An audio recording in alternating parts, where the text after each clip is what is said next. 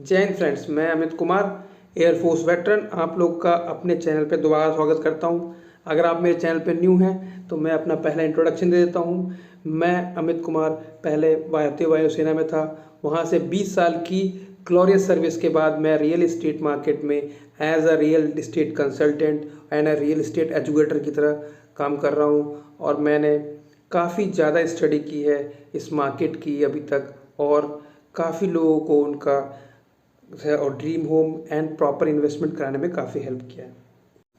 तो फ्रेंड्स, बढ़ते हैं अपनी वीडियो में, और मैं आज जो आपको बताने जा रहा हूँ, फिल्म सिटी, एयरपोर्ट, एजुकेशन और आईटी और इसके अलावा इंडस्ट्री के आने से किस तरह से नोएडा एक इन्वेस्टमेंट का हब बनते जा रहा है, एनसीआर का एक बेस्ट ऑप्शन इन्वेस्टमेंट के लिए बनते जा रहा है। फर्स्ट ऑफ ऑल, हम तो रेसिडेंशियल लेते ही हैं और हम एडवाइस भी करते हैं रेसिडेंशियल की तरफ। आज मैं आपको बताने जा रहा हूँ कमर्शियल की तरफ, क्यों कमर्शियल में इन्वेस्टमेंट एक अच्छा ऑप्शन अब हो सकता है। फर्स्ट ऑफ ऑल, मैं आप क्वेश्चंस क्लियर करूंगा, वाई नोएडा, नोएडा में ही क्यों। देन एक्सप्लेन करूंगा वाई कमर्शियल, कमर्शियल में क्यों, क्या फ़ायदे हैं कमर्शियल में इन्वेस्टमेंट के। फिर मैं कहूँगा नोएडा में ही कमर्शियल में क्यों, और अगर नोएडा में कमर्शियल में क्यों ये क्वेश्चन क्लियर होगा तो आपका लास्ट क्वेश्चन ये होगा कि कहाँ पे, किधर, किस लोकेशन में, और कौन सी वो कंपनियाँ हैं जो यहाँ पे ला रही हैं बेहतर ऑप्शन। चलिए बढ़ते हैं आगे। फिर ये वीडियो थोड़ा बड़ा हो सकता है, बट लास्ट में जो मैं आपको बहुत इंपॉर्टेंट चीज़ बताने वाला हूँ, तो बने रहिए इस वीडियो पे। आपको इन्वेस्टमेंट से रिलेटेड सारे डाउट्स भी क्लियर करूँगा, आप कमेंट भी करिएगा और लाइक भी, सब्सक्राइब भी जरूर करिएगा चैनल को। तो नोएडा, नोएडा क्या है, city of IT, industry, education, और अब जो है एविएशन की तरफ भी जा रहा है। ये बहुत बड़ा एविएशन का इन्वेस्टमेंट आने वाला है, ठीक है, वो आगे मैं डिस्कस करूँगा। फर्स्ट ऑफ क्वेश्चन जो मैंने आपको कहा था, why Noida, why commercial in Noida, and why sector 140 Noida and best option available for the investment। Okay, चलते हैं फिर। फर्स्ट ऑफ ऑल हम डिस्कस करेंगे कि वाई नोएडा, नोएडा ही क्यों। नोएडा क्यों, क्योंकि ये जो है फर्स्ट ऑफ ऑल ये आ रहा है Noida international airport, world class जो है एयरपोर्ट बनने वाला है। सबसे बड़ा इंटरनेशनल एयरपोर्ट इंडिया का यहीं पे होगा, तो ये बहुत बड़ी जो मतलब कह सकते हैं अचीवमेंट है हमारे लिए। दूसरा, नोएडा का फिल्म सिटी, जो कि नॉर्थ इंडिया में फर्स्ट फिल्म सिटी जो है यहीं पे बनने वाली है, नोएडा में ही। तो ये एक तरह का मतलब बहुत बड़ा मतलब समझ सकते हैं कि एक बिजनेस क्रिएट होने वाला है यहाँ पे, फिल्म एंड इंडस्ट्रीज का बिजनेस। जिसने मुंबई को बनाया वो फाइनेंस ने बनाया, और एक इसने बनाया था हमारे फिल्म सिटी, फिल्म्स ने। तो दोनों चीज़ें अब यहाँ आने वाली है, तो ये एक मतलब यूनिक सिटी बनेगी। उसके अलावा यहाँ पर क्रिकेट स्टेडियम ऑलरेडी है, एक नहीं कम से कम तीन होंगे क्रिकेट स्टेडियम यहाँ पे। उसके बाद जो है और बनने हैं, ओलंपिक पार्क बनना है, फिर F1 रेसिंग ट्रैक, ये ऑलरेडी एग्जिस्टिंग है, कितने बार, 2 बार हो भी चुका है। यहाँ पे मोटो जीपी कुछ दिन पहले हुआ था, हमारे सीएम योगी साहब आए थे। बेस्ट इंफ्रास्ट्रक्चर अवेलेबल है नोएडा में, इसका कोई तोड़ नहीं है। आप किसी भी सिटी को देख लीजिए, यहाँ की तरह इंफ्रास्ट्रक्चर आपको नहीं मिलेगा।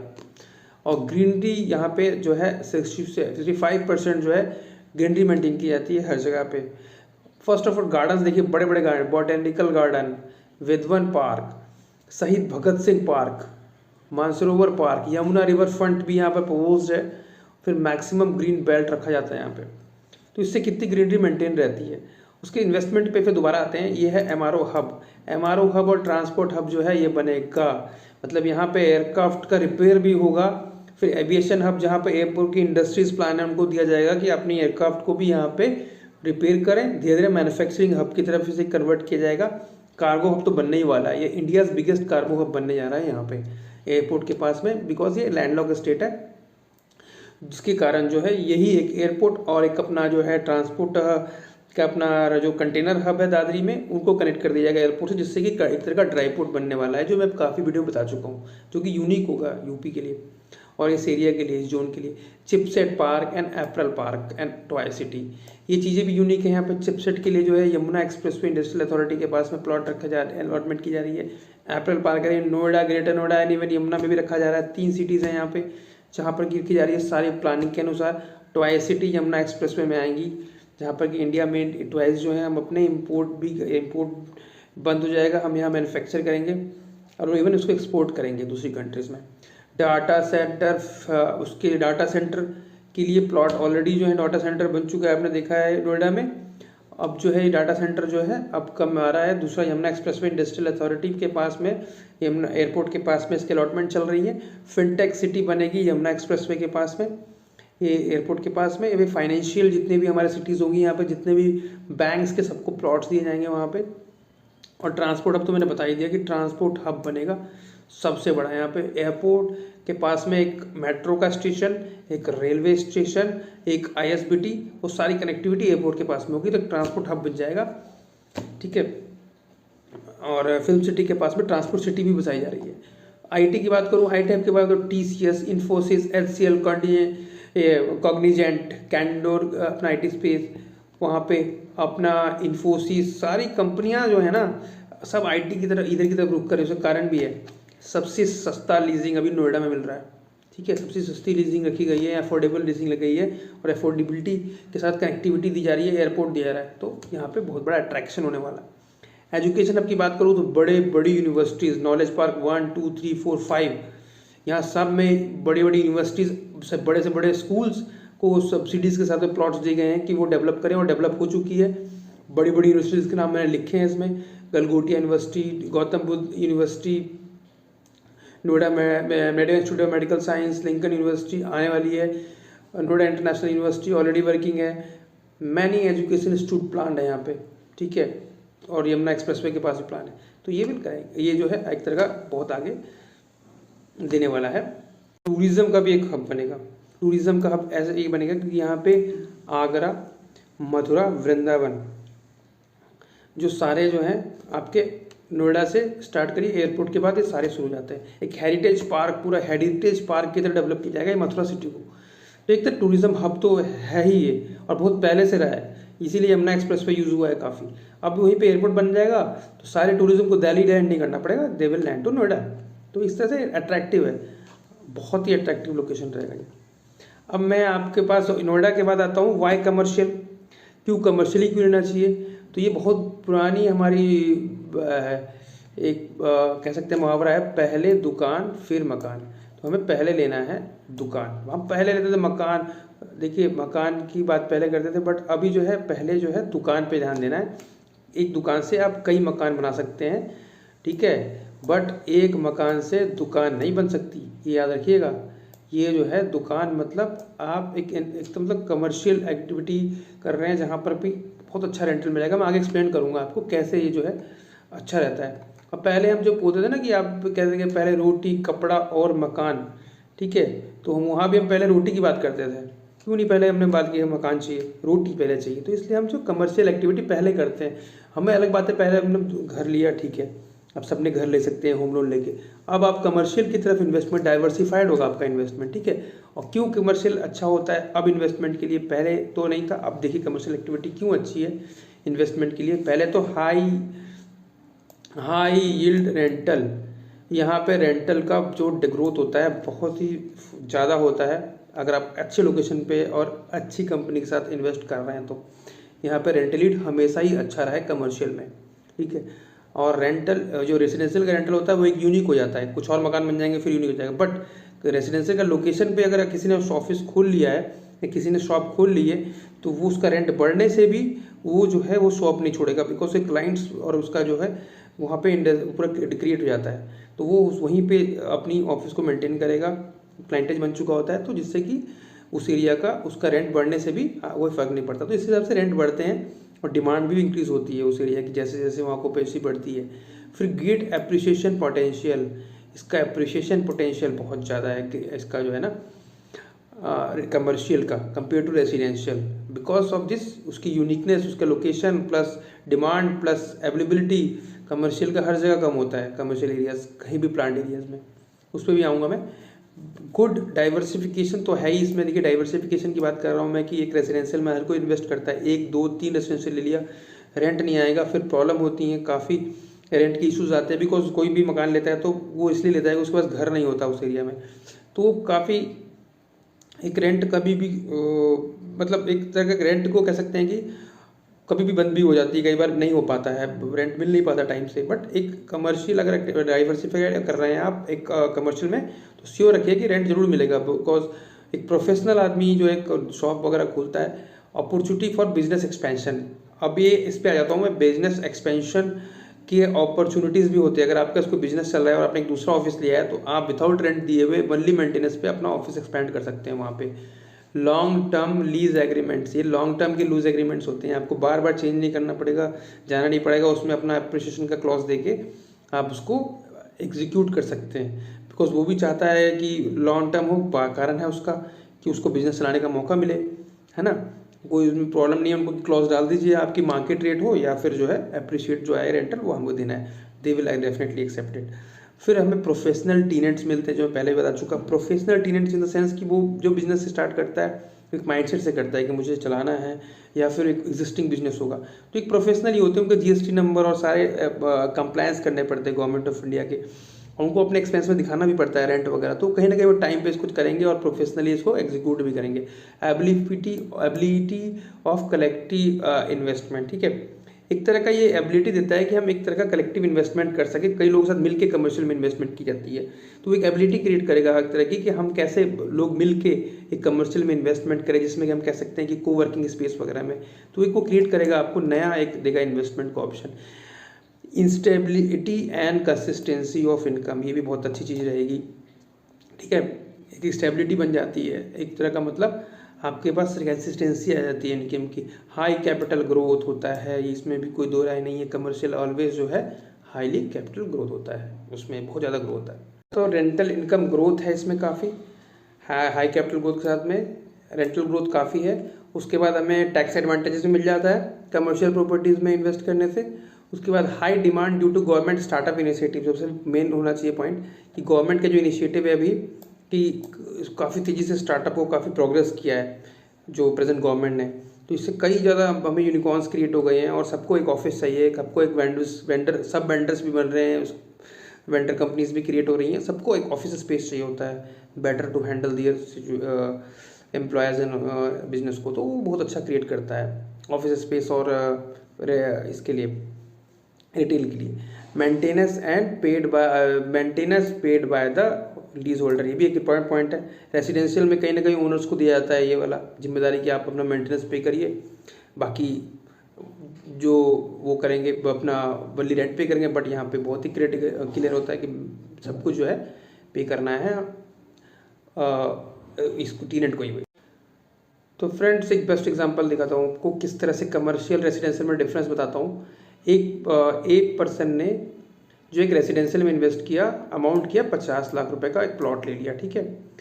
बी ने क्या किया, कमर्शियल में इन्वेस्टमेंट कर दिया 50 लाख का, ठीक है, एक रिटेल शॉप ले ली। एक को जो कंस्ट्रक्शन करना पड़ा इस पर 50 लाख के करीब, कुछ लोग 40 कर सकते हैं, कुछ जो है अभी के हिसाब से तो एक अच्छा घर बनाना है तो 50 का इन्वेस्टमेंट लगेगा। उसने मकान बना लिया, इस पर कंस्ट्रक्शन तो बिल्डर ने कर दिया, रिटेल शॉप था, कंस्ट्रक्शन करके मिल गया। आफ्टर कंस्ट्रक्शन किसी भी प्रॉपर्टी का first of all cost depreciate कर जाता है, ठीक है, डिप्रिशिएट कर जाएगा, ठीक है। और जो है इसमें एज यूजुअल एप्रिसिएशन मिला, और अगर क्या काउंटिंग करूँ तो 50 + 50 मतलब 1 CR का तो इसका इन्वेस्टमेंट हो गया कंस्ट्रक्शन करने के बाद, जिससे कि वो रेंटल ले सके। अब रेंटल पे आएगी, रेंटल पे आ जाएंगे। रेंटल तक पहुँचने से पहले एक और है, 10 साल के बाद इसकी प्रॉपर्टी 1.5 CR 1.7 CR चलिए हो गया, मानते हैं। इन बिटवीन तो उसने कुछ नहीं, रेंटल लिया, एक 25 से लेके 30 हज़ार तक का रेंटल ले लिया, 2-3 रख के रेंटल्स को रख के, ठीक है। अनस्टेबल रहता थोड़ा सा, मगर यहाँ पे इसने जो है 10 साल में इसका एप्रिसिएशन 1 CR के करीब हुआ, ठीक है, 10 साल में।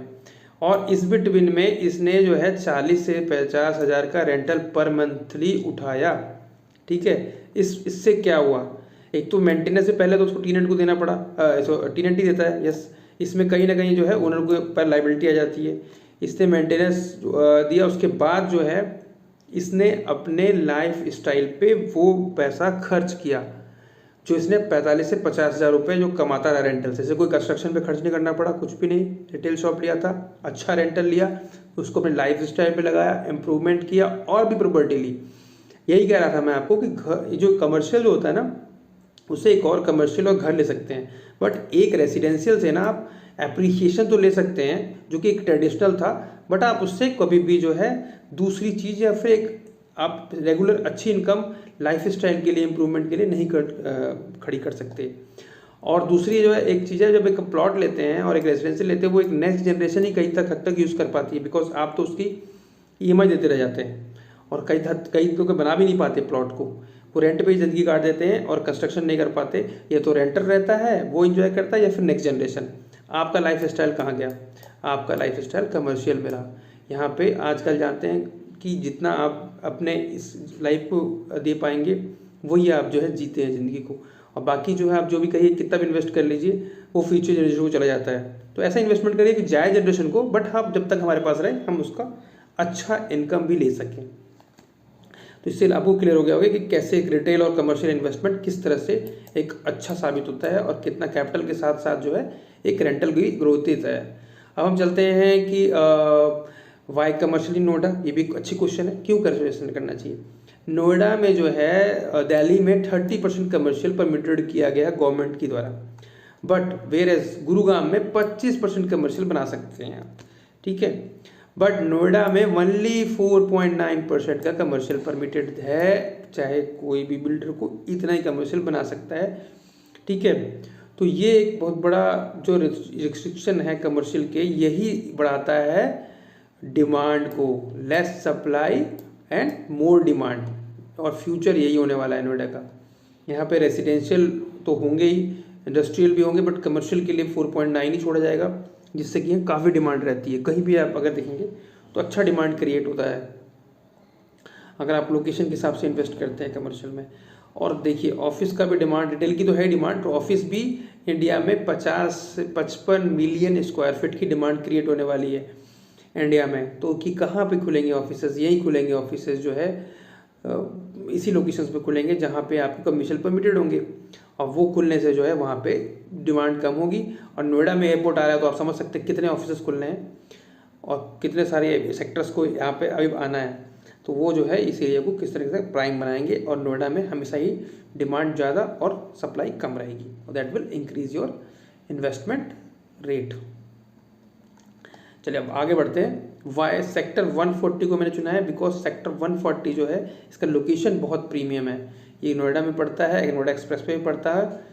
अब इसको मैं आपको एक्सप्लेन करता हूँ कि किस तरह से ये आपका अच्छा सेक्टर रहेगा, इंपॉर्टेंट सेक्टर होने वाला है नोएडा का, है भी प्रेजेंटली भी सबसे ज़्यादा IT स्पेस है। सेक्टर ऑफ नोएडा की अगर मैं बात कर लूँ सेक्टर 140 की, तो फर्स्ट ऑफ ऑल जो ये है एक नोएडा एक्सप्रेस पे लोकेटेड है। इसके एक तरफ आता है ट्रांसपोर्ट हब ग्रेटर नोएडा का आ जाएगा, ग्रेटर नोएडा आ जाएगा, उसके बाद नोएडा इंटरनेशनल एयरपोर्ट आ जाएगा, ठीक है।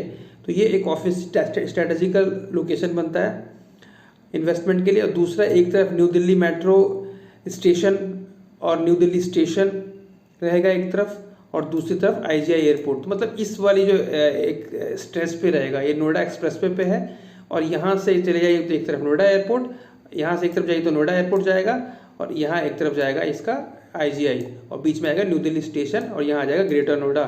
तो इस तरह से कह सकते हैं कि एक तरह का ये एक इम्पॉर्टेंट लोकेशन रहेगा स्ट्रैटेजिकली लुक बीच में फ्यूचर डेवलपमेंट के लिए। आप कोई भी किसी भी एयरपोर्ट को यूज़ कर सकते हैं, और सबके ऑफिस स्पेस यहीं पे आएंगे। और ये ट्रांसपोर्ट हब आ रहा है, इसके भी यहाँ पे जो वेंडर्स होंगे उनके भी ऑफिस स्पेस की रिक्वायरमेंट पड़ेगी, वो भी एक्सप्रेसवे पे ही ढूंढेंगे। तो 140 एक बहुत ही स्ट्रैटेजिकली जो है नोएडा एक्सप्रेसवे पे लोकेटेड है, और भी कनेक्टिविटीज़ यहाँ पे आ रही है। आगे चल के बताता हूँ मैं आपको कैसे कैसे आ रही है। लोकेशन वाइज जो मैं काम बात करूँ, ये एक्सप्रेसवे पे दिखा रहा हूँ, इस पे दिखा रहा हूँ, ये देखिए ये है नोएडा एक्सप्रेसवे, ठीक है। सबसे बड़ा एक्सप्रेसवे कह सकते हैं, ग्रीन एक्सप्रेसवे, दोनों तरफ बहुत बड़ा ग्रीन मेंटेन किया है। और ये नोएडा एक्सप्रेस सीधा जो है आपका जेवर इंटरनेशनल एयरपोर्ट होते हुए आगरा जाएगा, मथुरा वृंदावन होते हुए, पूरी टूरिज्म सेक्टर को बढ़ाते हुए। और इधर दिल्ली, इधर जाएगा दिल्ली, और इधर जाएंगे हम लोग जो है अपना आगरा और जेवर एयरपोर्ट, ठीक है। और ये रहा हमारा 137, और ये रहा हमारा 141, और यहीं पे है हमारा 140। तो ये एक 140 का लोकेशन आ गया। और ये हमारा जो है मेट्रो स्टेशन दो आ जाते हैं, एक मेट्रो स्टेशन 137 और एक आता है 142, 147 दो मेट्रो स्टेशन है, रेसिडेंशियल कॉम्प्लेक्स है। और ये हमारा आ गया फरीदाबाद, नोएडा, ये गाजियाबाद का एक एक्सप्रेसवे। तो ये लोकेशन देखिए आप कैसा है लोकेशन है, यहाँ पे पूरा दो एक्सप्रेसवेज जो है इंटरसेक्ट कर रहे हैं। तो एक बहुत ही ज़्यादा अच्छा एक्सप्रेसवे रहेगा ये फ्यूचर में, और कनेक्टिविटी के अनुसार ये लोकेशन भी बहुत बेहतरीन है। 4 एक्सप्रेसवेज हैं, कैसे नोएडा एक्सप्रेसवे जो इस पे है लोकेटेड, FNG एक्सप्रेस भी, ये भी इंटरसेक्ट कर रहा है। इसके बाद जो है नोएडा एक्सप्रेसवे को एडिशनल एक्सप्रेसवे ये एडिशनल एक्सप्रेसवे जो बनने जा रहा है नोएडा के लिए पुस्ता रोड के ऊपर, वो आपका जो है नोएडा एयरपोर्ट को कनेक्ट करेगा न्यू दिल्ली से कालिंदी कुंज के द्वारा।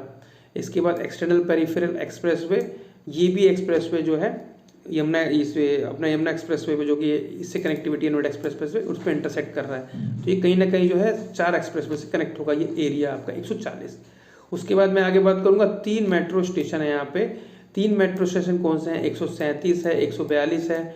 उसके बाद 3rd मेट्रो स्टेशन प्लान है, प्रपोज्ड है, ये बन ही के रहेगा बिकॉज इसकी कनेक्टिविटी को देना है न्यू दिल्ली स्टेशन को कनेक्ट करना है नोएडा इंटरनेशनल एयरपोर्ट से कनेक्ट करना है, क्योंकि न्यू दिल्ली ऑलरेडी IGI से कनेक्टेड है।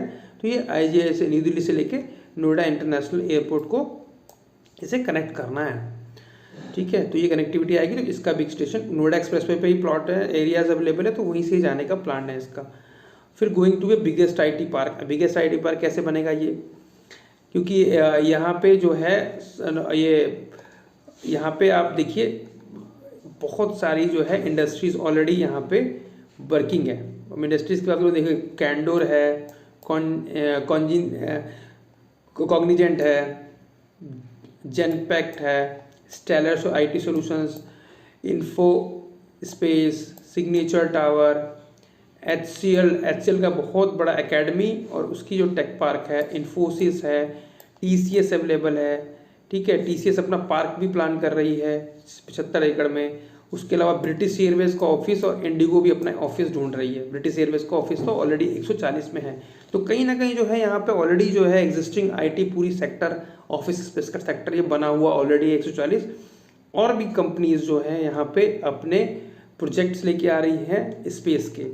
140 की जो ऑफिस स्पेस है उसकी मैं बेनिफिट्स बताता हूँ क्या क्या है वहाँ बेनिफिट्स, वो जो अलग बनाते हैं दूसरी जगह पे। पहले तो लार्ज पार्किंग स्पेस, बहुत ज़्यादा पार्किंग स्पेस अवेलेबल दे रहे हैं लोग। अभी ये जो ऑफिस स्पेस बन रहा है, कम से कम एक प्रोजेक्ट की बात करूँ तो उसमें कम से कम मिनिमम 2000 पार्किंग दे रहे हैं। आप देखिए गुड़गांव में कहीं ना कहीं पार्किंग की बहुत समस्याएं हैं ऑफिस स्पेस की वजह। इवन गाजियाबाद में और इवन नोएडा के 18 और 62 के ऑफिस स्पेस में देखेंगे पार्किंग, आपके रोड पे पार्किंग करनी पड़ती है, जिससे बहुत ज़्यादा जाम लगने लगा है, बहुत ही डेंसाइल जगह बन गया है।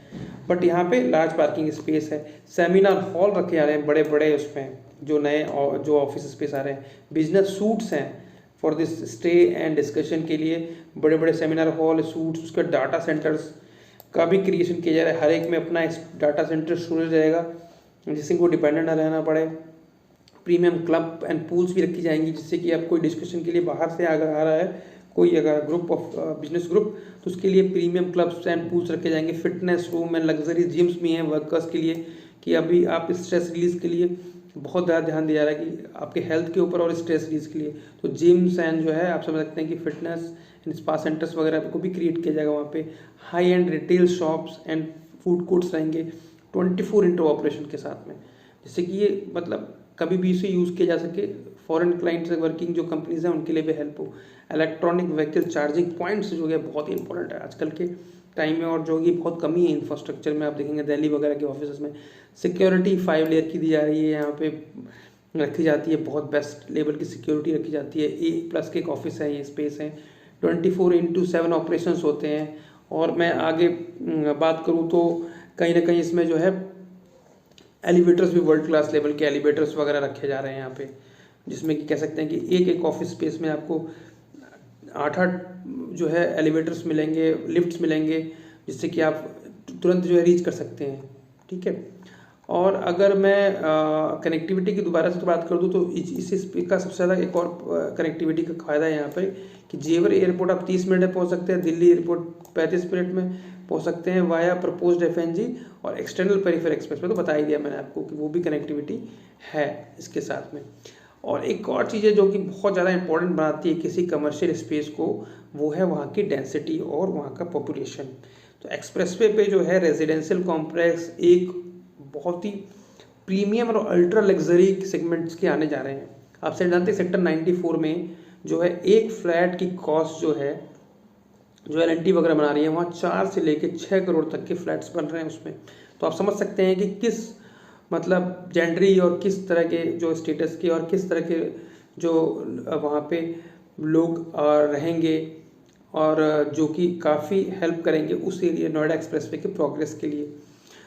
और नोएडा एक्सप्रेसवे में बात करूँ उस एरिया की लोकेशन की, तो वहाँ पे अल्ट्रा लग्जरी और प्रीमियम सोसाइटीज़ में आती है पारस टेरा, उसके बाद ये अजनारा, डैफोडिल, उसके बाद देखिए द पूर्वांचल रॉयल पार्क, ठीक है, पैरामाउंट, फिर एक्सोटिका फ्रिस्को, उसके बाद जो है ब्लॉसम कॉन्टी।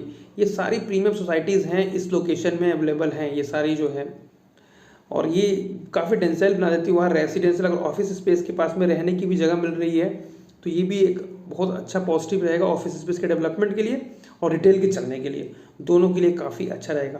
तो फ्रेंड्स मैं आपको बताता हूँ यहाँ पे जो 140 में अच्छे प्रोजेक्ट्स जो आ रहे हैं और जो आ चुके हैं और एक अच्छा इन्वेस्टमेंट का ऑप्शंस हैं और आपको अच्छी ROI भी मिल सकती है और आगे फ्यूचर में because of this good developing area आप अच्छा रिटर्न भी कमा सकते हैं विद रेंटल के साथ में।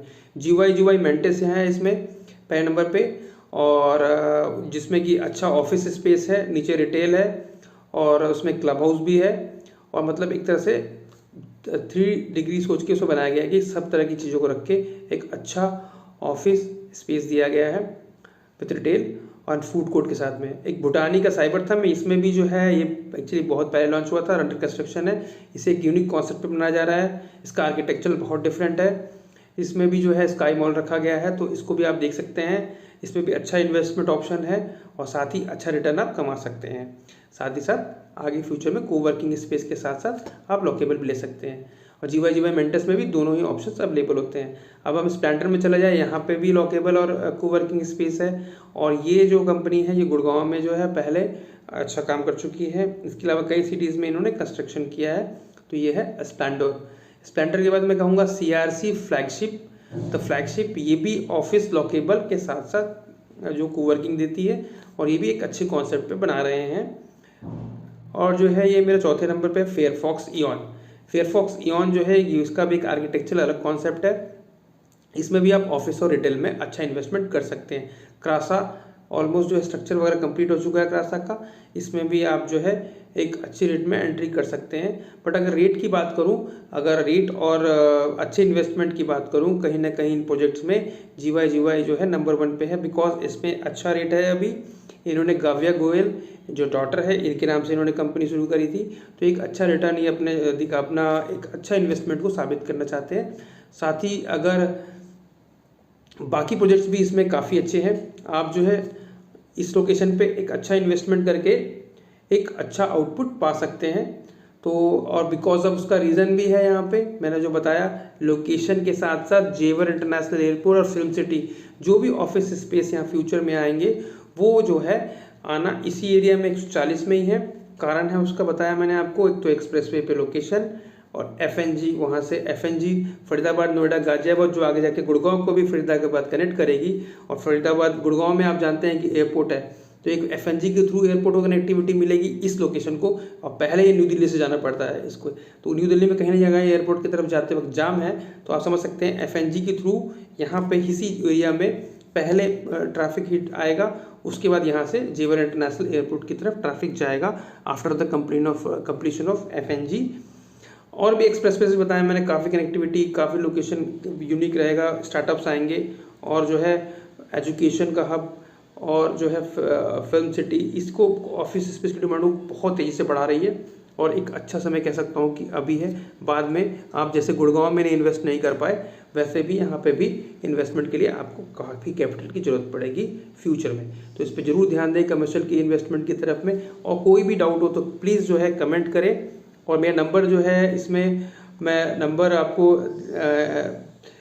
प्लीज़ नोट कर लीजिएगा, इस पे जरूर मुझे कॉल करिएगा जिससे मैं आपको इन्फॉर्मेशन दे सकूं। और भी अगर रिकॉर्डिंग है इन्वेस्टमेंट के रिगार्डिंग, कहाँ पे इन्वेस्टमेंट करना चाहिए, मैं आपको डेडिकेटेड कंसल्टेंट दूंगा जिससे कि आपको वो एडवाइस कर सके कि आपको कहाँ पे इन्वेस्ट करना चाहिए।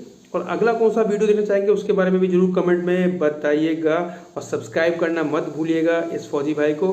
तो प्लीज़ कनेक्टेड रहिएगा, आपका प्रॉपर्टी कंसल्टेंट और property educator Amit Kumar Singh, x Indian air force. जय हिंद फ्रेंड्स।